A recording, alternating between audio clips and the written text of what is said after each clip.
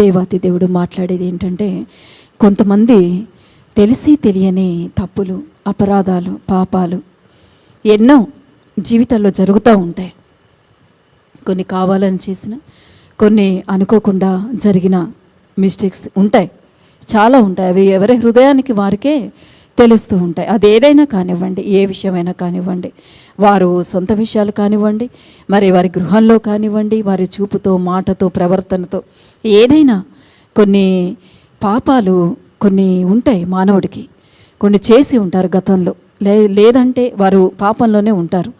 కొన్ని గతంలో చేసి మరి విడిచిపెట్టేసి ఇంకా ఆ పాపం అన్నది భయాన్ని కలుగజేస్తూ, ఆ గుండెల్లో వేదాన్ని కలుగజేస్తూ, మరి అదొక ఆందోళన కలుగజేస్తూ ఉంటుంది.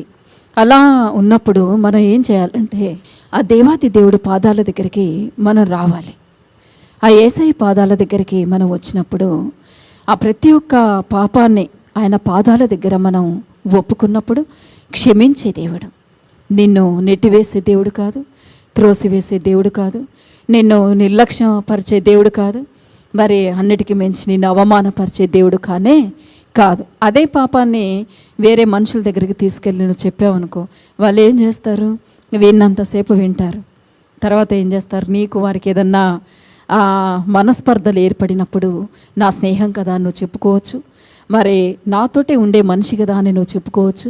నీ బలహీనతలన్నీ, ఒక పాపమనే కాదండి, ఏ బలహీనత ఉన్నా, కుటుంబాల్లో ఏదన్నా బలహీనతలు ఉన్నా, మరి భర్త కోసం భార్య చెప్పుకున్నా, భార్య కోసం భర్త చెప్పుకున్నా, తల్లిదండ్రుల కోసం బిడ్డలు చెప్పుకున్నా, లేదు అంటే వారు సొంతగా స్వహాగా ఏదన్నా అపరాధాలు చేసి ఉండి అవి చెప్పుకున్నా, వారు ఏం చేస్తారంటే మంచిగా ఉన్నంతసేపు ఉంటారు, విన్నంతసేపు వింటారు. తర్వాత వారికి నీకు ఏదన్నా మనస్పర్ధలు వచ్చినప్పుడు ఖచ్చితంగా వాటిని బట్టబయలు చేసే అవకాశాలు ఉంటాయి. అంటే పరులకు చెప్పే అవకాశాలు లేకపోలేదు. ఎందుకు అంటే వారు ఏదో నీతిమంతుల్లాగా, పరిశుద్ధుల్లాగా ఫీల్ అయిపోయి మీరే పాపం చేసినట్టు మనుషుడు అనుకోవచ్చు. కానీ నీ దేవాతి దేవుడు అంటున్నాడు, నువ్వు పాపివై ఒక అపరాధం నీ గుండెల్లో ఉంది, నిన్ను భయపెడుతుంది, నిన్ను వేధిస్తుంది, నువ్వు చింతిస్తున్నావు దానికోసం. నువ్వు దాన్ని విడిచిపెట్టినా ఇంకా గాయాలు, ఆ మాటలు నిన్ను విడిచిపెట్టట్లేదేమో. నువ్వు దేవుడి పాదాల దగ్గరకు వస్తే ఎంతో నువ్వు గొప్ప పశ్చాత్తాపంతో నువ్వు వస్తావు గనక, కన్నీటితో నువ్వు వస్తావు గనక, చింతతో, వేదనతో నువ్వు వస్తావు గనక నిన్ను నీ దేవుడు క్షమిస్తాడు. ఆ యేసయ్య నిన్ను క్షమిస్తాడు. నీ బంగారు తండ్రి నిన్ను క్షమిస్తాడు. నిన్ను ఆదరిస్తాడు ఆయన, నిన్ను దగ్గరికి తీసుకుంటాడు ఆయన, మరి నీతో మాట్లాడతాడు ఆయన. నీకు నీ జీవితంలో తిరిగి మరలా ఆ పాపం చేయకుండా నీకు నీ పట్ల గొప్ప కార్యాన్ని చేసి నీ హృదయాన్ని మార్చి నిన్ను నీతిమంతుడిగా, నీతిమంతురాలిగా నీ దేవాతి దేవుడు నిన్ను, నీ జీవితాన్ని చక్కగా తీర్చిదిద్దుతాడు. నువ్వు ఏ లోపమున్నా, ఏ పాపమున్నా, ఏది కూడా మనుషుల దగ్గర నువ్వు చెప్పడానికి వీల్లేదు, అది చెప్పకూడదు. కానీ నువ్వు ఏదైనా సరే నీ దేవుడి దగ్గర నువ్వు చెప్పుకుంటే నీ దేవాతి దేవుడు నిన్ను క్షమించి నీకు గొప్ప జీవితాన్ని నీకు అనుగ్రహిస్తాడు. తిరిగి మరలా నువ్వు ఆ పాపంలోనికి వెళ్ళకుండా నీకు మంచి కృపనిస్తాడు ఆయన. ఒక స్త్రీని మనం చూసుకుంటే పరిశుద్ధ గ్రంథంలో ధైర్యంగా వచ్చేసింది దేవుడి పాదాల దగ్గర, ఏమాత్రం భయపడలేదు, ఏమాత్రం జనకలేదు, ఏమాత్రం కూడా ఇరుగు పొరుగు వారికి భయపడలేదు. ఆమె ఒకటే కోరుకుంది, నాకు పశ్చాత్తాపం కావాలి, నా దేవుడి దగ్గర క్షమాపణ కావాలి, నా దేవుడి దగ్గర స్థానం నాకు కావాలి అని ఒకటే విషయాన్ని ఆలోచించుకుంది. ఆ దేవాతి దేవుడు పాదాల దగ్గరికి పరిగెత్తుకొని వచ్చింది.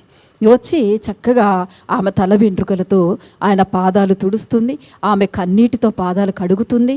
మంచిగా చక్కగా ఎవరి ప్రమేయం లేదు, ఎవరికి భయపడలేదు, ఎవరి దగ్గర తల వంచలేదు, ఎవరిని అడిగి రాలేదు, నేను వెళ్ళాలా వద్దా అని ఎవరిని అడగలేదు, వచ్చేసింది, ధైర్యం చేసింది.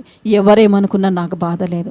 ఎందుకంటే ఆ స్థలంలో నా దేవుడు ఉన్నాడు, నా రాజు ఉన్నాడు, నన్ను క్షమించే నా తండ్రి ఉన్నాడు, నాకు ఏది కూడా ఒక మాట రానివ్వడు, ఎవరిది చూపు కూడా నా మీద పడనివ్వడు, ఎవరిని నా నాననివ్వడు అని ఆధ్యాత్మిక జీవితంలో ఎదుగుదలని కోరుకుంది కనుక పరిగెత్తుకుంటూ ఆయన పాదాల దగ్గరకు వచ్చేసి చక్కగా ఆయన కన్నీటితో ఆయన పాదాలు కడిగింది. కన్నీటితో ఆయన పాదాలు కడిగినప్పుడు ఆయన పాదాలు పట్టుకున్నప్పుడు యేసయ్య ఎప్పుడైతే ఆమె శిరము వంచి, తల వంచి ఆయన పాదాలు కడుగుతుందో అప్పుడే ఆమె మనసు ఏంటో యేసయ్యకి అర్థమైపోయింది.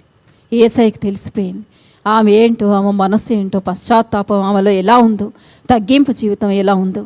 అన్నీ కూడా ఆమె ఏంటో దేవాతి దేవుడికి అర్థమైపోయి ఆమె పాపాలన్నీ క్షమించి వేశాడు. మరి ఏ రోజు తన పాపాలు క్షమించిన దేవుడు మరి తన పాపాలే కాదు, ఇంకా అనేక రకాలుగా పరిశుద్ధ గ్రంథంలో మరి తప్పులు, నోటి మాటలు, చూపులు, వ్యతిరేకతలు చాలామంది ఒప్పుకున్నట్లుగా, విడిచిపెట్టుకున్నట్లుగా ఆ దేవాతి దేవుడు అందరినీ క్షమించినట్లుగా అనేక లేఖనాల్లో మనం చూస్తున్నాం. నిజమైన మార్పు రావాలంటే, నిజమైన మారు మనసు ఒక మనిషికి రావాలంటే నిజంగా పశ్చాత్తాపడాలి. అది పైకి ఏదో జనాలు చూడడానికి పశ్చాత్తాపం కాదు, కానీ నిజమైన పశ్చాత్తాపము చక్కగా ఆ నిజమైన కన్నీరు రక్షణార్థమైన మారు మనసును కలుగజేస్తుందని కొరింథీ పత్రికలో మనం చూస్తాం. దేవునికి స్తోత్రం. ఈరోజు ఉత్తమమైన దాన్ని నువ్వు ఎన్నుకున్నావు, మహిమగల ఆయన ప్రేమను నువ్వు ఎన్నుకున్నావు, ఆయన కృపను ఎన్నుకున్నావు, ఆయన రాజ్యంలో బ్రతకాలను ఆశపడుతున్నావు, ఆయన మహిమలను బ్రతకాలను ఆశపడుతున్నావు, ఆయన రక్తంలో నువ్వున్నావు, ఆయన చూపులో నువ్వున్నావు. ఎన్నడూ ఎవరు కూడా ఎప్పుడు కూడా ఆయన ప్రేమని దగ్గర నుంచి ఎవరు కూడా తీసివేయరు, అది తీసివేయబడదు. క్షమించే దేవుడు, మన్నించే దేవుడు, నిన్ను ఇష్టపడే దేవుడు. ఏదైనా సరే ఉత్తమమైన దాన్ని నువ్వు ఎన్నుకుంటే ఏ రోజు కూడా నీ దగ్గర నుంచి ఏది తీసివేయడు. ఆయన నిన్ను తిరస్కరించడు, నిన్ను అవమానపరచడు, నిన్ను నిందల పాలు చేయడు. నీ కోసం గుసగుసలు మాట్లాడుకోవడానికి మనిషి కాదు ఆయన. నీ కోసం నీ మీద నిందలు వేయడానికి మనిషి కాదు. నీ కోసం అవమానంగా మాట్లాడడానికి మనుషుడు కాదు ఆయన. నిన్ను ప్రేమిస్తాడు, నిన్ను దగ్గరికి తీసుకుంటాడు, నీ పాపాన్ని క్షమిస్తాడు, నీ పాపం నుంచి విడుదల నీకు ఇస్తాడు. నిన్ను చక్కగా ఆయన రాజ్యంలో చేర్చుకోవడానికి ఇష్టమైన దేవుడు. నిన్ను ఆశీర్వదించడానికి, నిన్ను బాగు చేయడానికి ఆయనకి ఎంతో ఇష్టమంట. కృప చూపటయందు, పాపాలని క్షమించటందు కనికరం కలిగిన దేవుడు అంటండి మన దేవుడు. కనికరం, ఆయనకి ఎంతో కనికరం కలిగిన దేవుడు, దయామయుడు, ప్రేమామయుడు, జాలి కలిగిన దేవుడు ఈరోజు నీతో మాట్లాడుతున్నాడు. ఆ స్త్రీ ఆ పాపంలో ఉండి ఆ వేదనలో వచ్చి మరి తన పాపాన్ని ఒప్పుకుంటూ ఎంత పశ్చాత్తాపం కలిగి కన్నీరు కార్చి ఆయన పాదాలు కడిగిందో. ఏ రోజు నువ్వు ఏ వేదనలో ఉన్నావు, ఏ బాధలో ఉన్నావు, ఏ సమస్యల్లో ఉన్నావు, ఏ ఇరుకులో, ఏ ఇబ్బందుల్లో ఉన్నావు, ఆయన పాదాల దగ్గరికి తక్షణమేరా. క్షమాపణ నీకు దొరుకుతుంది, క్షమాపణ ఉంది. ఆయన పాదాల దగ్గరికి నువ్వు వచ్చినప్పుడు నిన్ను క్షమించే గొప్ప దేవుడు నిన్ను గుండెలకు హత్తుకుంటాడు. అంతకంటే ఎక్కువ ఏం కావాలి? ఇంకే మనుషుడు ఆప్యాయత అంతకంటే గొప్పది? ఏ మనుషుడి ప్రేమ అంతకంటే గొప్పది? ఏ తల్లి ప్రేమ అంతకంటే గొప్పది? ఏ తండ్రి ప్రేమ అంతకంటే గొప్పది? ఏ తండ్రి అయినా ఇలాంటివన్నీ సహించలేరు కొంతమంది తల్లిదండ్రులు. ఈ మధ్య ఏదో చూసాం మనం, ఆ సెల్లుల్లో ఏదో ఇన్ఫర్మేషన్స్ వస్తూ ఉంటాయి మనకి. తల్లి పాప ఏదో చేసిందని ఆ పాపని చంపేసినట్లుగా మనం చూసాం. న్యూస్లో వచ్చిందనుకుంటా. ఆ తండ్రి కూడా ఆ బిడ్డని క్షమించలేకపోయాడండి. ఎంత దారుణం! కన్న తండ్రి క్షమించలేక ఆ బిడ్డ ఏదో తెలుసో తెలియకో తప్పు చేసిందే అనుకోండి, పొరపాటు చేసిందే అనుకోండి, కన్న బిడ్డ కదా, ఏ విధంగా చంపుకోగలిగాడు, ఏ విధంగా చంపగలిగాడు? చంపేశాడనే వార్త విన్నాం మనం. మరి అటువంటి దేవుడు నీ దేవుడు, అటువంటి తండ్రి నీ తండ్రి కాదు. నిన్ను చంపేసే దేవుడు కాదు, నిన్ను అవమానపరిచే దేవుడు కాదు, నిన్ను నిర్లక్ష్యం చేసే దేవుడు కాదు. నిన్ను క్షమించి నీకు మంచి జీవితాన్ని ఇచ్చే నీ దేవుడు ఉన్నాడు కనుక నీ దేవుడి పాదాల దగ్గర అన్నీ ఒప్పుకొని, అన్నీ విడిచిపెట్టుకొని ఆయనలో మంచి జీవితం జీవించగలిగితే ఆయన రాజ్యాన్ని కూడా మనల్ని చేర్చుకొని చక్కగా ఆయన మహిమలో మనల్ని ఆశీర్వదించే దేవుడు. నీ తండ్రి నిన్ను క్షమిస్తాడు, నీ యేసయ్య నిన్ను క్షమిస్తాడు. కన్న తండ్రి, కన్న తల్లి ఎవరికి ఉందండి ఆప్యాయత? ఇవాళ రేపు ఈ రోజుల్లో ఎవరికి లేదు. అన్నదమ్ములకి అన్న తల్లి కలిసి చంపారని, మరి తండ్రి చంపేశాడని, తల్లి చంపేసిందని, తల్లిని బిడ్డ చంపేసిందని అనేక రకాలుగా ఎన్నో మనం వినకూడని వార్తలు, వినలేని వార్తలు, మనసు బాధపడే వార్తలు, గాయపడే వార్తలు ఎన్నో వింటున్నాం మనం. కానీ మన జీవితాన్ని ప్రత్యేకపరిచాడు ఆయన. మనం కూడా ఎప్పుడో నశించిపోయేవారం, ఎప్పుడో ఈ మట్టిలో మన్నైపోయేవారం, ఎప్పుడో ఈ లోకల్లో ఉండేవారం. ఆయన కృపతో, ఆయన ప్రేమతో, ఆయన రక్షణ భాగ్యాన్ని మన కుటుంబాలకు ఇచ్చి మన మీద, మన బిడ్డల మీద ఆయన చూపు ఉంది గనక ఇంకా ఏ అపరాధాల్లో, ఏ అవిధేయతల్లో ఉన్నా క్షమించుకుంటూ, నడిపిస్తూ, ప్రేమిస్తూ దగ్గరికి తీసుకుంటున్నాడు అండి ఆ దేవుడు. అందుకే నువ్వే రోజైనా, ఏ క్షణమైనా నీ జీవితాన్ని నీకు నువ్వే అంతం చేసుకోవాలనుకోవద్దు, నీ జీవితాన్ని నీకు నువ్వే నాశనం చేసుకోవాలనుకోవద్దు. ఇక నేను అవమాన భరితుడనయ్యాను, అవమాన భరితురాలనయ్యాను, నా జీవితం ఇంతే అని నీకు నువ్వే ఏది అనుకోకుండా, ఏ అఘాయిత్యానికి పాల్పడకుండా, ఏ అపవాది మాటకి నువ్వు లోబడకుండా, దేనికి నువ్వు చింతించకుండా నీ యేసయ్య పాదాల దగ్గరికి నువ్వురా. ఆయన దగ్గర నీకు గొప్ప క్షమాపణ కలుగుతుంది. కృప చూపించడానికి, క్షమించడానికి, సంతోషాన్ని కలిగి ఉన్నాడు. ఈరోజు నీ జీవితాన్ని మార్చడానికి ఆనందిస్తున్నాడు ఆయన.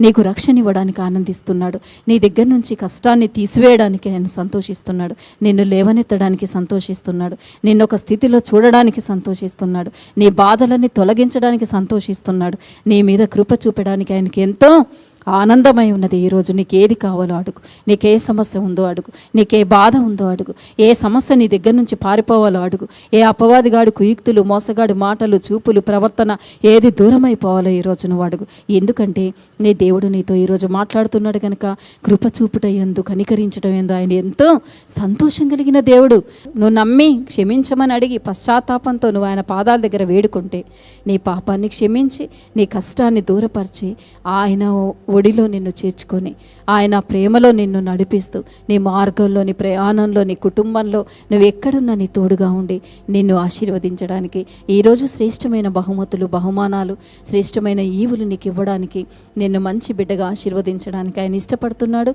నీ కుటుంబంలో నీ పసిబిడ్డల్ని, నీ యవ్వన బిడ్డల్ని, నీకు తల్లిదండ్రుల్ని, వృద్ధాప్యంలో ఉన్న మీ అత్తమామల్ని, మీ తల్లిదండ్రుల్ని అందరినీ క్షమించడానికి ఆయన ఇష్టపడుతున్నాడు. అందరినీ సమాధానపరచడానికి ఆయన ఇష్టపడుతున్నాడు. అందరినీ ఆయన ప్రేమిస్తున్నాడు. ఎవరిని ఆయన త్రోసివేసే దేవుడు కాదు కనుక కుటుంబ సమేతంగా ప్రార్థనలో పాల్గొని ఈ ప్రార్థనలో దైవ దీవెనలో ఆశీర్వాదాలు పొందుకోండి. క్షమించే దేవుడు నీకు సదాకాలం తోడుగా ఉండి నిన్ను క్షమించి మంచి జీవితాన్ని నీకు, నీ కుటుంబాన్ని ఆ దేవాతి దేవుడు అనుగ్రహించునుగాక. ఆమెన్.